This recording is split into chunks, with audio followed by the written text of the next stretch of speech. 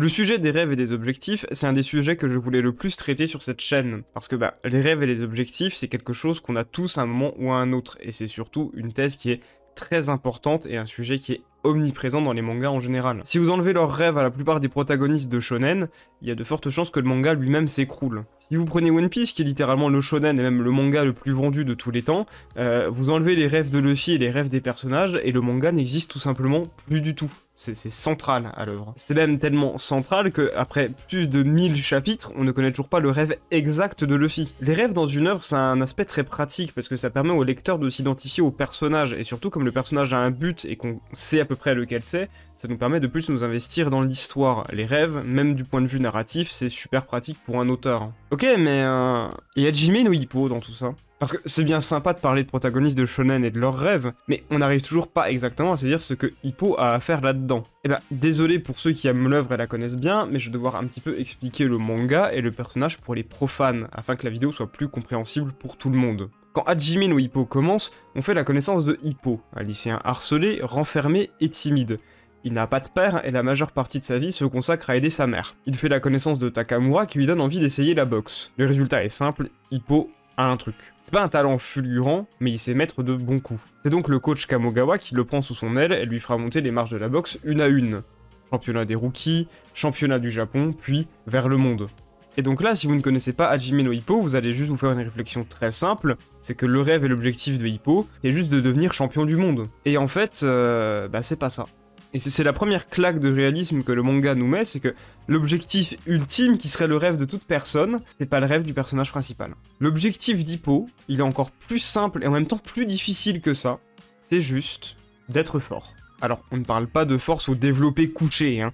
On pourrait débattre des heures sur ce qu'est la force, tellement c'est un sujet important et omniprésent dans Hippo. Mais c'est pas le sujet de la vidéo. Pareil, on pourrait faire une vidéo entière sur les références du manga, GTO, Umezu, Berserk, One Piece, mais revenons au sujet de base, c'est pas étrange selon vous que Hippo, il ait pas d'objectif concret? Et si je vous disais que le premier point très important du manga, c'était ça. Comparé à Takamura qui lui veut marquer l'histoire, veut être le grand champion incontesté, Hippo lui, il a les idées qui sont bien moins larges. Gagner un combat, c'est déjà une réussite. Si Hippo fait de la boxe, c'est pas parce qu'il rêve de grandeur, c'est parce qu'il aime ça. Et il a pas besoin de raisons supplémentaires. Et ça, on le comprend dès la première défaite de Hippo face à Date. C'est pour ça que les points d'Hippo semblent légers, c'est parce que Hippo, lui, il court littéralement derrière rien du tout. Au mieux, il veut affronter Miyata, rendre fier son coach et s'approcher un peu plus de ce qu'il pense être fort. Mais c'est tout. Mais c'est pas seulement vis-à-vis de ça que Hippo m'a marqué vis-à-vis du sujet des rêves et des objectifs en général, parce que un personnage qui n'a pas réellement d'objectif et qui fait ce qu'il fait uniquement parce qu'il aime ça, c'est bien, ça change un peu. Mais c'est pas transcendant pour autant. Parce que toutes ces problématiques, on pourrait y répondre très simple. Son rêve, c'est juste la boxe en elle-même. Sa passion est devenue son rêve quotidien. Hippo est tellement absorbé par la boxe, Hippo aime tellement la boxe que le simple fait de boxer est déjà un rêve en lui-même pour Hippo.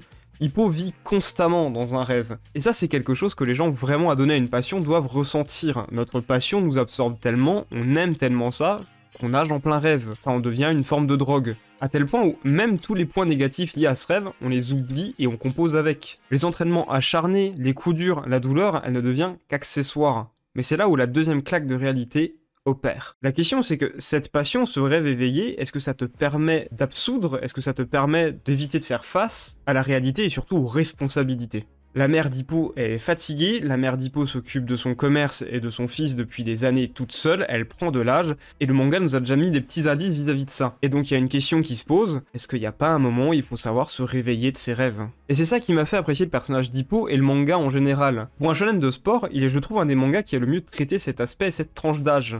Le début du monde adulte, et donc des responsabilités qui viennent avec. À l'école on n'apprend rien de tout ça, et un beau jour on a 18 ans, on est majeur. Il n'y a pas eu de tutoriel, on commence à recevoir des papiers, et on nous parle de plus en plus non pas de notre avenir, mais du concret, car notre avenir, il est maintenant. Et c'est pas pour rien que la tranche d'âge la plus touchée par la dépression, c'est celle entre 18 et 25 ans. Perte de vue de ses objectifs, absence de ces derniers, prise de responsabilité subite qui fait perdre pied, peur de l'avenir qui s'approche tel un mur, ça fait beaucoup d'un coup. Et Hippo, c'est le manga qui gère le mieux cette tranche de vie, ce passage-là. On a un jeune homme en plein dedans, puisque Hippo a à peu près une vingtaine d'années sur la majorité de l'œuvre. Hippo, c'est un gamin qui a des amis, qui a un club, qui a un rêve, une passion, il s'amuse bien, il rigole, et quand il rentre chez lui le soir, il voit sa mère, elle est endormie sur la table parce qu'elle a trop travaillé, il sourit d'une manière mélancolique et il y a cette question qui se pose. Est-ce que c'est pas le moment de devenir adulte? Est-ce que c'est pas le moment de laisser les rêves au placard pour assumer mes responsabilités? Mais évidemment, quand on vit un rêve éveillé, quand on aime tout ce qu'on fait et que nos proches nous poussent à continuer car on est là-dedans et ça leur fait plaisir de voir qu'on est heureux, on est bon dans ce qu'on fait et pour nos proches, on est un pari sur l'avenir. Eux, ils n'ont pas forcément réussi ou accompli leurs objectifs, mais ils le savent, ils le pressentent, on en a, nous, les capacités. Et même malgré les cernes, malgré les blessures, malgré la fatigue, ses proches, ils le voient.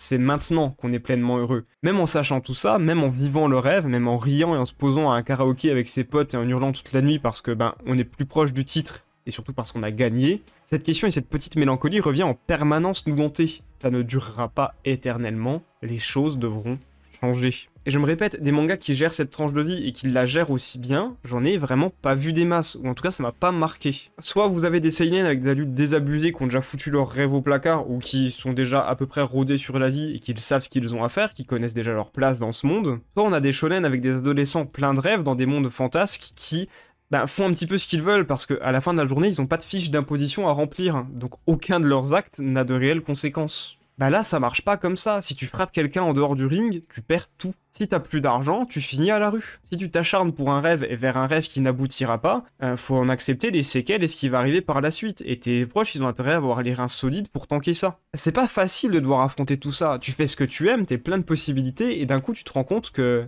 peut-être que ça ne suffira pas. Alors, le protagoniste regarde le ciel et se demande ce que c'est que la suite. Il comprend que certains rêves et objectifs n'arriveront potentiellement jamais, et que donc, même si on rate un rêve, la vie continue. On en arrive donc à un nouveau point, Hippo part en quête du monde. Hippo part réussir le mondial pour rendre son rêve, et surtout celui de son coach, réel. S'il atteint le mondial, s'il devient champion, c'est les objectifs de tous ceux autour de lui qui sont accomplis. Mais voilà, son modèle tire un grand trait, Hippo n'a pas ce qu'il faut. Tout ce qu'il fait, c'est essayer de vivre son rêve.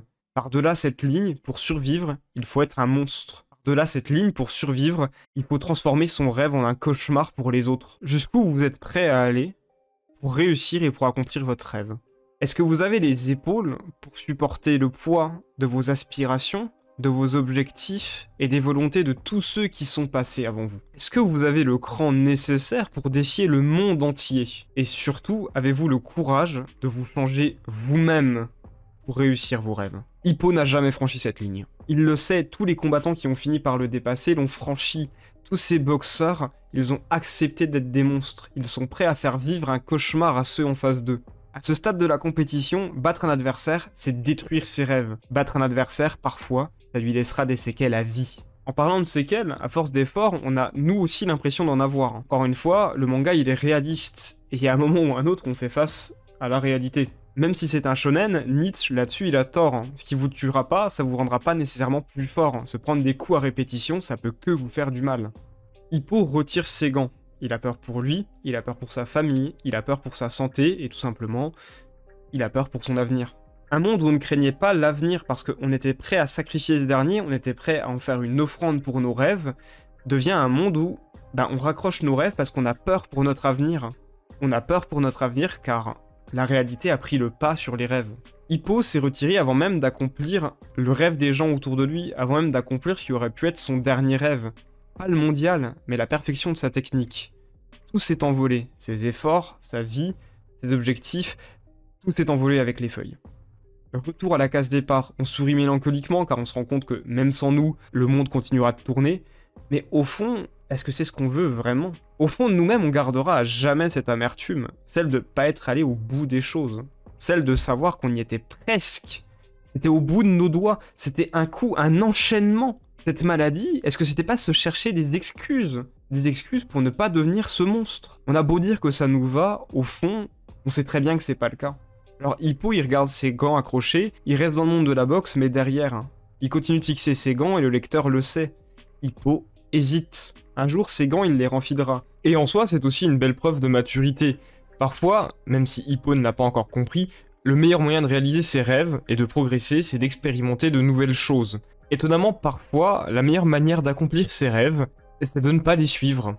Le lâcher-prise, c'est très important car en se reconnectant à la vie de tous les jours, en se reconnectant à nos relations, au réel en général, c'est là où on peut repartir sur de meilleures bases. La seule question qui demeure désormais, c'est quand est-ce que Hippo va le réaliser? Car il n'y a que sous ce ciel dégagé, sous cette nuit étoilée, qu'on peut vraiment voir jusqu'où on est allé. Il n'y a que sous cette nuit étoilée qu'on le comprend et qu'on peut dormir à point fermé. Il n'y a que sous cette nuit étoilée qu'on peut se permettre de réussir la plus belle chose. Rêver. C'était Béléus, et je vous dis salut à tous.